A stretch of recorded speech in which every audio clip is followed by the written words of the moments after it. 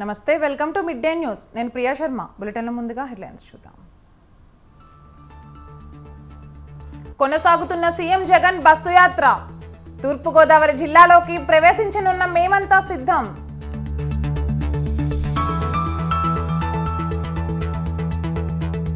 తెలంగాణలో నామినేషన్ల ప్రక్రియ షురు నామినేషన్ వేసిన ఈటెల డీకే అరుణ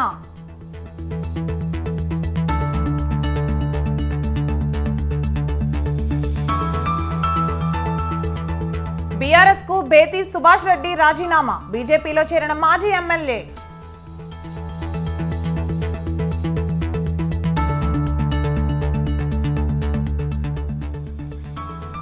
కాసేపట్లో బీఆర్ఎస్ కీలక సమావేశం ఎంపీ అభ్యర్థులకు కేసీఆర్ దిశానిర్దేశం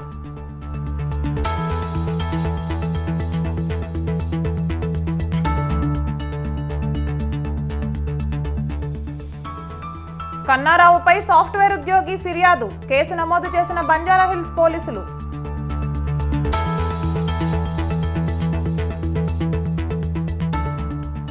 భద్రాచలంలో ఘనంగా శ్రీరాముడి పట్టాభిషేకం భారీగా తరలివచ్చిన భక్తులు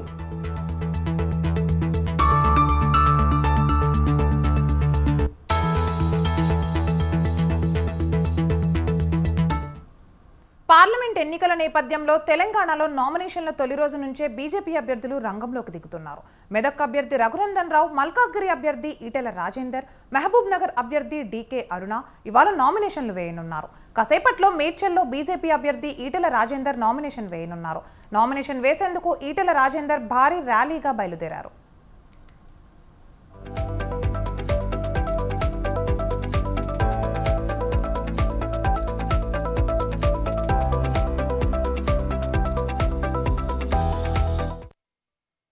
दोष निवारणार्थम द्वारबंध ऊष्मांड बलिम ददामि टिप्पणी संस्कृतं धनमभयं समाकृत मस्पभ्यं दत्तां वरुणश्च मन्युः. ఇక మరోవైపు బీజేపీ అభ్యర్థుల నామినేషన్ల కార్యక్రమానికి బీజేపీ పాలిత రాష్ట్రాల ముఖ్యమంత్రులు, కేంద్ర మంత్రులు ఇందుకు హాజరు కానున్నారు. ర్యాలీలు, సభలతో అట్టహాసంగా నామపత్రాలు దాఖలు చేసేందుకు కమలదళం ప్లాన్ చేసింది.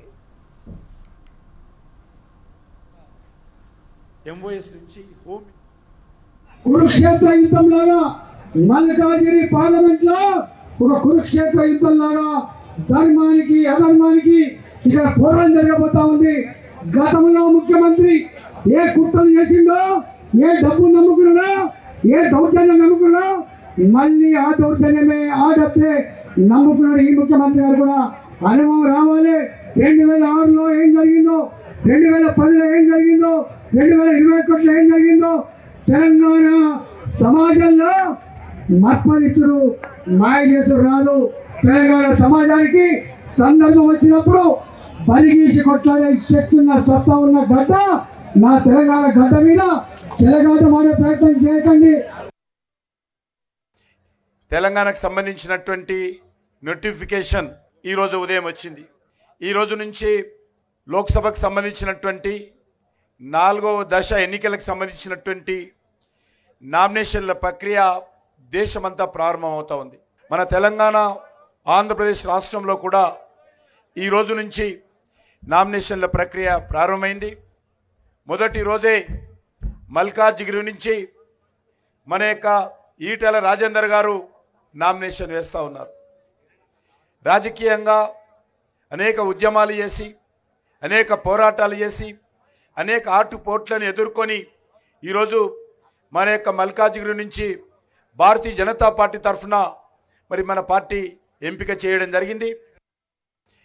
తెలంగాణ ఆంధ్రప్రదేశ్లో నామినేషన్ల స్వీకరణ ప్రక్రియ మొదలైంది. అభ్యర్థులు ఒక్కొక్కరిగా తమ నియోజకవర్గాల్లో నామినేషన్లు వేస్తున్నారు. ఈ రోజు మంచి రోజు కావడంతో పలు పార్టీల అభ్యర్థులు నామినేషన్ దాఖలు చేస్తున్నారు. విజయవాడలో పశ్చిమ నియోజకవర్గం బీజేపీ అభ్యర్థిగా సుజనా చౌదరి నామినేషన్ దాఖలు చేస్తున్నారు. ఉదయం చిట్టి నగర్లో మహాలక్ష్మి అమ్మవారి ఆలయంలో ప్రత్యేక పూజలు నిర్వహించారు.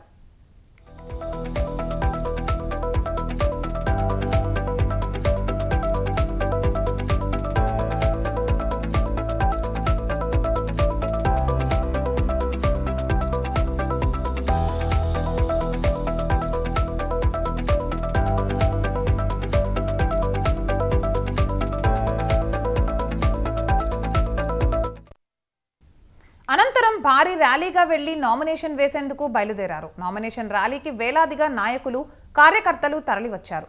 బీజేపీ, టీడీపీ, జనసేన జెండాలు, బెలూన్లతో వన్ టౌన్ సందడిగా మారింది.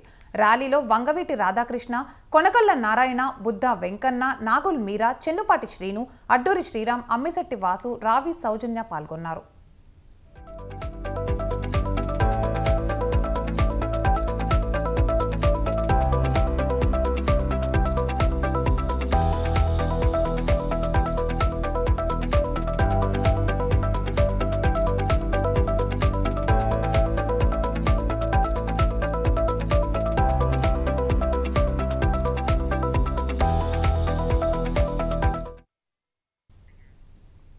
కాంగ్రెస్ ప్రభుత్వంపై బీఆర్ఎస్ వర్కింగ్ ప్రెసిడెంట్ కేటీఆర్ తీవ్రంగా ఫైర్ అయ్యారు. మేడిగడ్డ వద్ద కాపర్ డ్యాం కట్టి మరమ్మతులు చేయాలని డిమాండ్ చేశారు.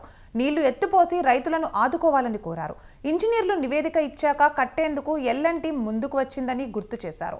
ఈ ప్రభుత్వం చిల్లర రాజకీయాలతో రైతుల జీవితాలతో చెలగాటం ఆడుతోందని మండిపడ్డారు. కేసీఆర్ను బద్నాం చేయాలనే కాపర్ డ్యాం కట్టడం లేదని ఆగ్రహం వ్యక్తం చేశారు. ఇంత నీచమైన రాజకీయాలు లోక్సభ ఎన్నికల్లో లాభం కోసమేనా అని ప్రశ్నించారు. కాంగ్రెస్కు రాష్ట్రం, రైతుల కంటే రాజకీయాలే ముఖ్యమని స్పష్టమైందని కేటీఆర్ విమర్శించారు.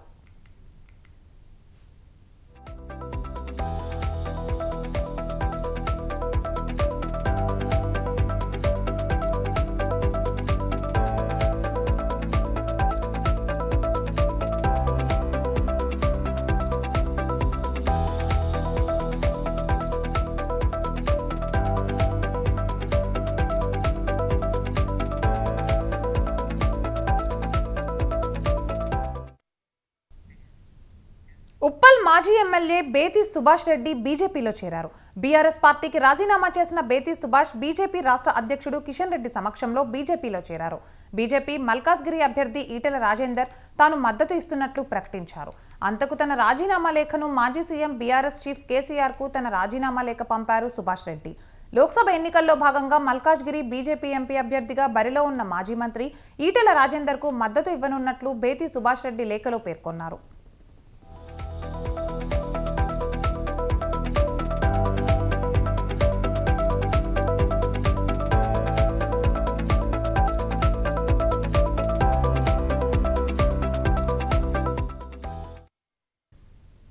తెలుగు రాష్ట్రాల్లో నామినేషన్ ప్రక్రియ జోరుగా సాగుతోంది. తమ నియోజకవర్గాల్లో నామినేషన్లు వేస్తున్నారు అభ్యర్థులు. మధ్యాహ్నం 3 గంటల వరకు నామినేషన్ల స్వీకరణ జరగనుంది.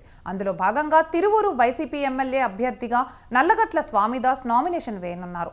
మరికొద్దిసేపట్లో ఆర్డీఓ కార్యాలయంలో రిటర్నింగ్ అధికారికి నామినేషన్ పత్రాలు సమర్పించనున్నారు స్వామిదాస్. ఈ నేపథ్యంలో వైసీపీ కార్యాలయం వద్ద కోలాహలం నెలకొంది.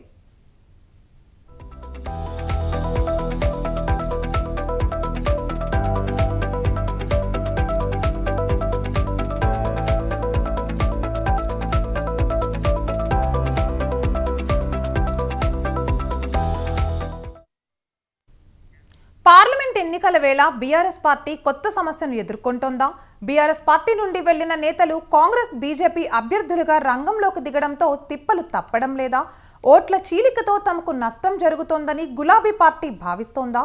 పార్టీ మారిన నేతలతో క్యాడర్ వెళ్లడంతో బీఆర్ఎస్ పార్టీకి ఇబ్బందిగా మారిందా? Watch the story.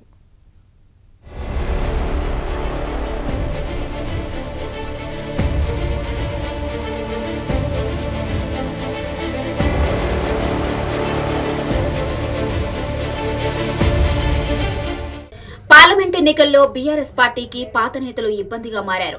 బీఆర్ఎస్ పార్టీకి చెందిన 9 మంది నేతలు పార్టీ మారి కాంగ్రెస్, బీజేపీ పార్టీల తరపున అభ్యర్థులుగా బరిలో నిలిచారు. దీంతో పార్టీ మారిన నేతలతో బీఆర్ఎస్ కేడర్ సైతం వారి బాటలోనే నడిచింది.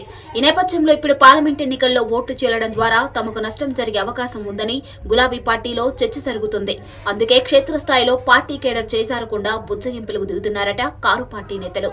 మరోవైపు బీఆర్ఎస్ పార్టీలో ఉన్న కాంగ్రెస్, బీజేపీ పార్టీల తరపున పోటీ చేస్తున్న అభ్యర్థులకు సహకారం అందిస్తారనే టాక్ గులాబీ పార్టీలో వినిపిస్తుంది.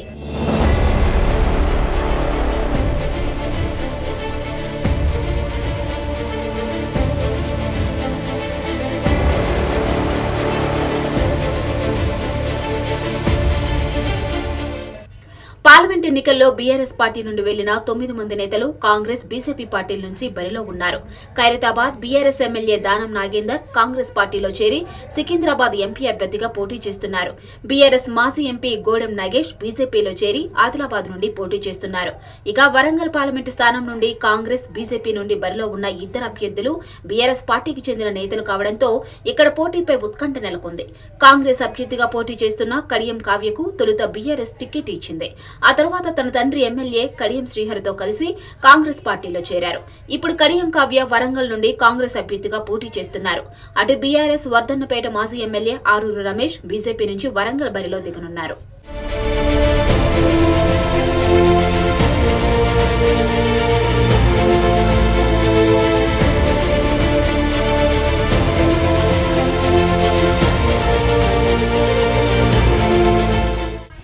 మరోవైపు మల్కాజ్గిరి పార్లమెంటు స్థానం నుండి కాంగ్రెస్ అభ్యర్థిగా మాజీ మంత్రి పట్నం మహేందర్ రెడ్డి తన సతీమణి సునీత మహేందర్ రెడ్డిని బరిలో నిలిపారు.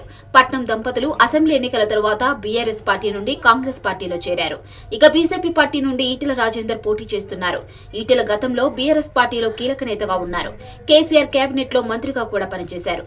ఇకపోతే చేవెళ్ల పార్లమెంటు స్థానంలో కాంగ్రెస్ పార్టీ నుండి గడ్డం రంజిత్ రెడ్డి పోటీ చేస్తున్నారు.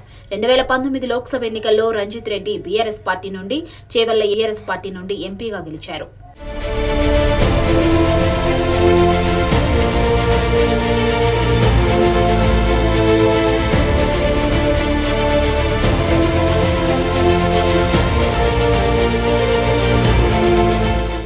ఇదిలా ఉండే జహీరాబాద్ బీజేపీ అభ్యర్థిగా బీబీ పాటిల్ పోటీ చేస్తున్నారు. అయితే బీబీ పాటిల్ 2014, 2019 ఎన్నికల్లో బీఆర్ఎస్ పార్టీ నుండి 2 సార్లు ఎంపీగా గెలిచారు. ఈసారి మాత్రం ఎన్నికల ముందు బీజేపీలో చేరారు. ఇక నాగర్ కర్నూలు బీజేపీ అభ్యర్థిగా పోతుగంటి భరత్ పోటీ చేస్తున్నారు.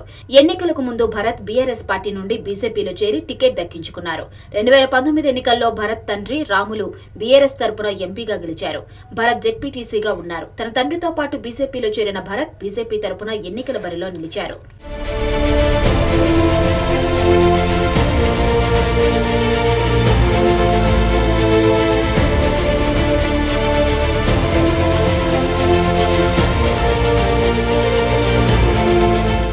ఇక భువనగిరి పార్లమెంటు స్థానంలో బీజేపీ నుండి బోర నర్సయ్య గౌడ్ పోటీ చేస్తున్నారు. మునుగోడు ఉప ఎన్నికల సమయంలో బోర నర్సయ్య గౌడ్ బీఆర్ఎస్ నుండి బీజేపీలో చేరారు. 2014 ఎన్నికల్లో బీఆర్ఎస్ తరపున నర్సయ్య గౌడ్ ఎంపీగా గెలిచారు. 2019 ఎన్నికల్లో పోటీ చేసి ఓడిపోయారు. మరోవైపు నల్గొండ పార్లమెంటు స్థానంలో బీజేపీ అభ్యర్థిగా శానంపూడి సైదిరెడ్డి పోటీ చేస్తున్నారు. హుజూర్ నగర్ ఉప ఎన్నికల్లో బీఆర్ఎస్ అభ్యర్థిగా పోటీ చేసిన సైదిరెడ్డి ఉత్తమ్ పద్మావతి రెడ్డిని ఓడించి ఎమ్మెల్యే అయ్యారు. ఇటీవల అసెంబ్లీ ఎన్నికల్లో ఉత్తమ్ కుమార్ రెడ్డి చేతిలో ఓడిపోయారు. ఇప్పుడు బీజేపీలో చేరి ఎంపీ అభ్యర్థిగా పోటీ చేస్తున్నారు. ఇక మహబూబాబాద్ బీజేపీ అభ్యర్థిగా మాజీ ఎంపీ సీతారాం నాయక్ పోటీ చేస్తున్నారు. 2014లో బీఆర్ఎస్ తరపున సీతారాం నాయక్ గెలిచారు. 2019 ఎన్నికల్లో బీఆర్ఎస్ టికెట్ దక్కలేదు. ఈసారి ఎన్నికల ముందు బీజేపీలో చేరి ఎంపీ అభ్యర్థిగా పోటీ చేస్తున్నారు.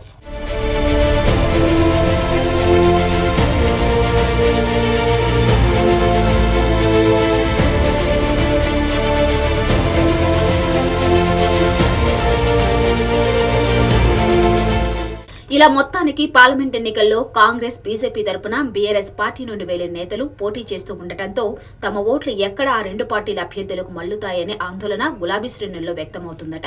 దీంతో తమ కేడర్కు ప్రాధాన్యత ఇస్తామని భరోసా ఇచ్చే ప్రయత్నం చేస్తున్నారట బీఆర్ఎస్ నేతలు.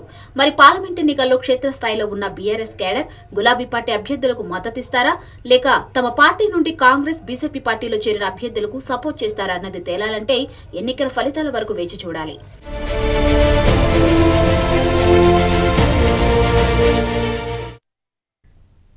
కాంగ్రెస్ నేతల అంచనాకు అనుకున్నట్లుగా గ్రౌండ్ రియాలిటీ కనిపించడం లేదా?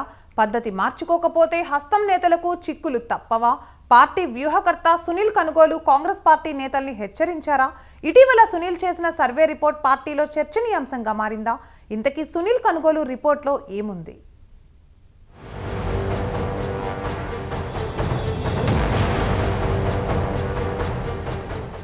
అసెంబ్లీ ఎన్నికల్లో సత్తా చాటిన కాంగ్రెస్ పార్లమెంట్ ఎన్నికలలోనూ అదే జోరు కొనసాగించాలని కసరత్తు చేస్తుంది.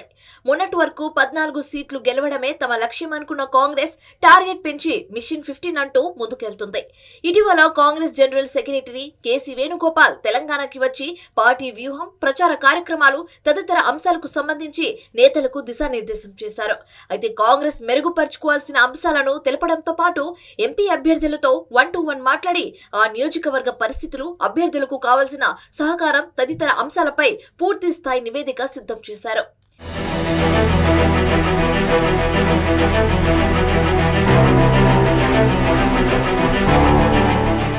కేసీ వేణుగోపాల్ సడన్ విజిట్ పై పార్టీలో చర్చ నడుస్తుంది.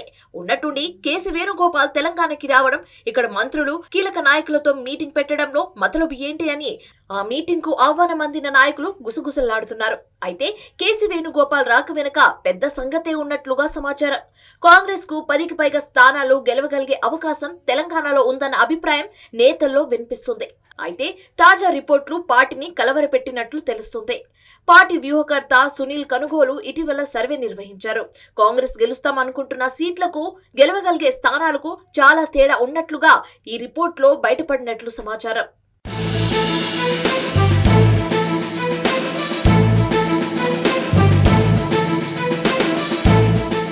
అధికారంలో ఉన్నామనే అతి నమ్మకం కాంగ్రెస్ కొంప ముంచేలా ఉందని సునీల్ టీం కాంగ్రెస్ పార్టీకి తెలిపింది.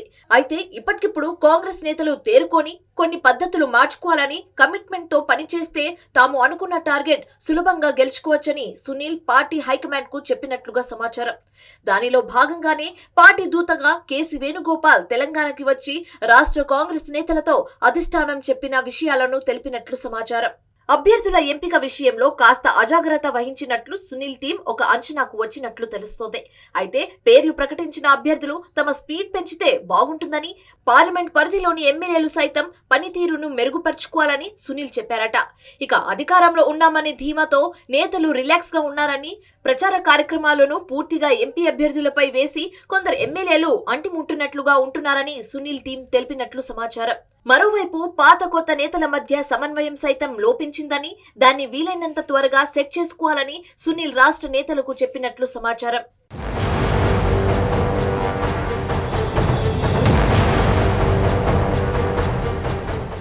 సునీల్ ఇచ్చిన రిపోర్ట్ లో పార్టీలో చేరిక అంశాన్ని కూడా ప్రధానంగా పేర్కొన్నారు.